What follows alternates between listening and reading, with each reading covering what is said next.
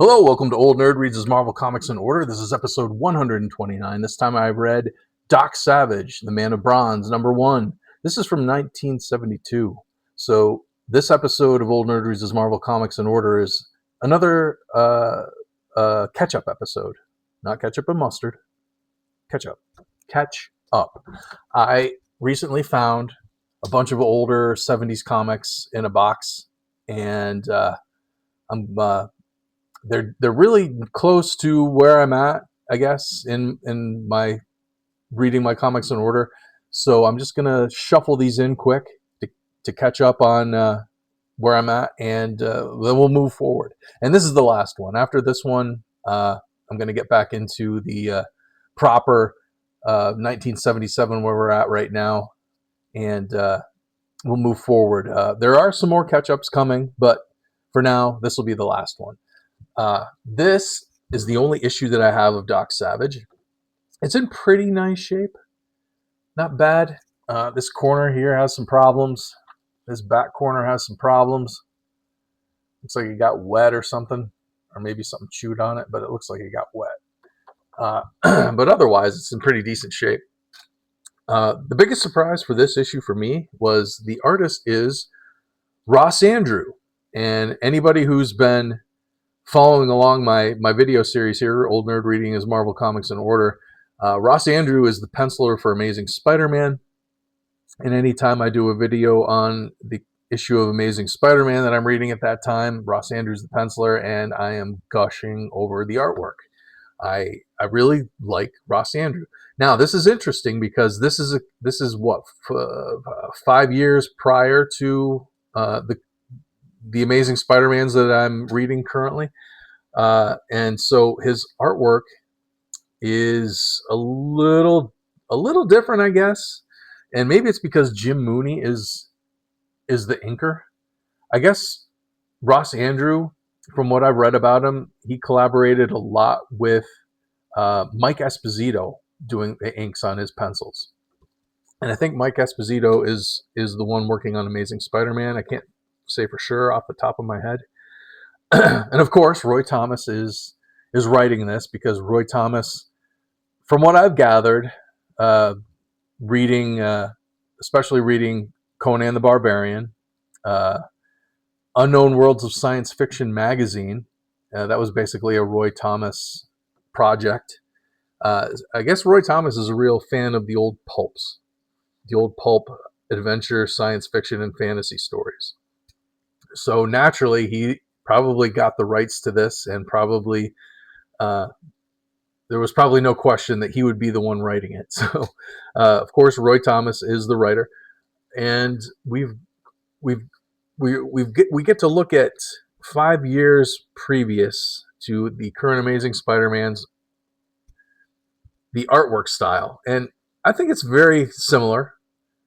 Maybe a little cruder, maybe, but I wouldn't say cruder because Ross Andru has been he's been a penciler for comics for a long time. He started, I believe, the earliest thing he's credited for is back in 1949, and he worked at DC for a long time. He had a long run on Wonder Woman back in the 60s, maybe even in the 50s. I'm not sure, but he had a long run on Wonder Woman, and he worked on a bunch of titles at DC. And I think 1972 would be right around the time that he moved over to Marvel, and it wouldn't be too long after his stint on Doc Savage that he probably started on the Amazing Spider-Man. There's only, I think, 7 or so issues of this title, and he penciled all of them. So I would really like to get this whole series now, knowing that Ross Andru is the penciler, because I am now a big Ross Andru fan since starting this video series.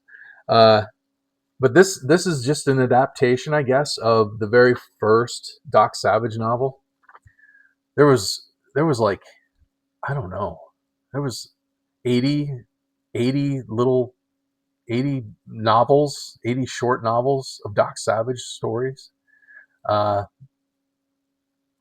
there was a lot of material, and I believe they were all written by the same writer, um, Kenneth Robeson, or that's his pen name. His real name is Lester Dent. So you see right here, freely adapted from the story "The Man of Bronze" by Kenneth Robeson, Lester Dent, and published by Bantam Books. Uh, so it must be, I don't know, in the 60s sometime maybe. Bantam Books published all of the Doc Savage stories in little novel form. Um, I also have, speaking of the stories, I picked this up at the State College AAUW used book sale this year. This is volume 23. This was a reprint put out in the mid 2000s. Like, I think this came out in 2008. But this company, uh, focus, probably can't get it to focus on that, but it's Sanctum Books and Nostalgia Ventures. They reprinted all of the Doc Savage stories. There's 2 stories in here with some artwork and interviews and some background here. Here's Lester Dent. And like I said, this is volume 23, 24, whatever. They reprinted Doc Savage, The Shadow. What are some of the other old popular pulps? But they did these really nice editions, and I'd like to find some more of these. And wouldn't you know it, I'm going to PulpFest in Pittsburgh, Pennsylvania here in a couple weeks, and hopefully I can find some more of these. I'd like to get a couple of more of these.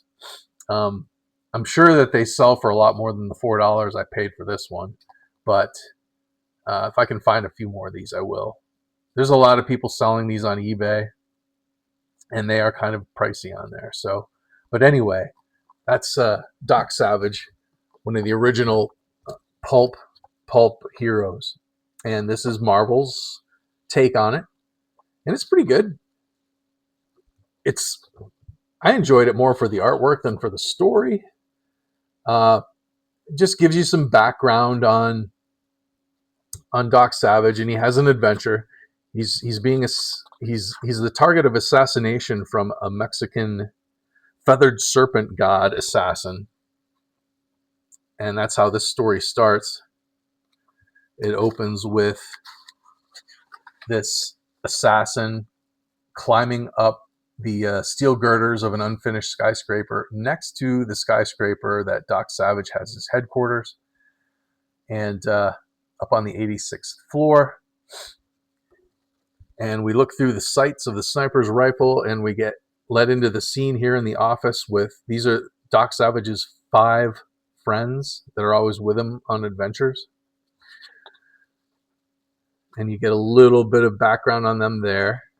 At the end, though, there's this short text piece that gives a little synopsis on each of the 5 of those friends, and Doc Savage as well. But Doc Savage's father has passed away, and he has been deeded a large chunk of 200 acres of forest or something down in South America. And I imagine that's probably got something to do with the South American god who has the assassin trying to kill him.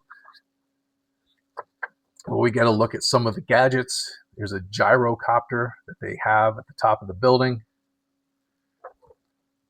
and this is Ross Andru's wheelhouse. Like, I noticed in the Amazing Spider-Man issues he draws, he draws like cityscapes. He draws airplanes and machinery real well, and I really dug this panel here showing the gyrocopter. But basically, here's the Doc 1, his new car that he just built. My new runabout, he calls it. They go flying past the cops. The rookie cop wants to chase him down for speeding, But the seasoned older cop says, no, that's Doc Savage. He's pretty much allowed to do whatever he wants. Get to the construction site. The night watchman's tied up. They let him loose, and he tells them the assassin's way up on the building. They head up in the elevator. The assassin stops the elevator halfway up, so Doc Savage has to climb the steel cables to get up there. And he just uses gadgets and his superior intellect to defeat this assassin. The assassin's kind of funny. He gets punched and screams, "My life is ended, I fall." But Doc Savage doesn't let him fall. He's able to catch him, bring him back up, hypnotize him, and just before the assassin under hypnosis gives away too much information, he breaks the hypnosis, breaks free. "I will never betray the son of the feathered serpent," and he throws himself off the building to his death. So our team heads back to their base, and there is a message written on the wall. "Savage, turn back from your quest, lest the Red Death strike once again." And that sets up the story for this series. Doc Savage is going to have to figure out the mystery of his father's inheritance, the 200 acres in South America, and why they want him dead because of it. And like I said, this series only goes on about 7 issues. I don't know if there's a trade of this that collects all of them in one.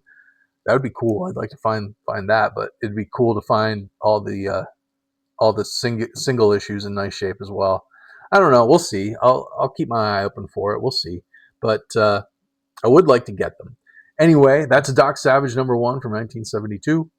If anybody else out there knows anything about this series, please comment down below. I'd like to hear from you. Stick around for more. I am currently about to begin the May 1977 issues of my Marvel Comics collection, reading them in order.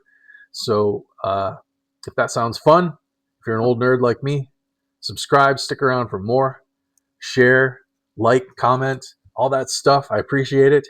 I'll see you in the next video. Thanks for watching. Bye-bye.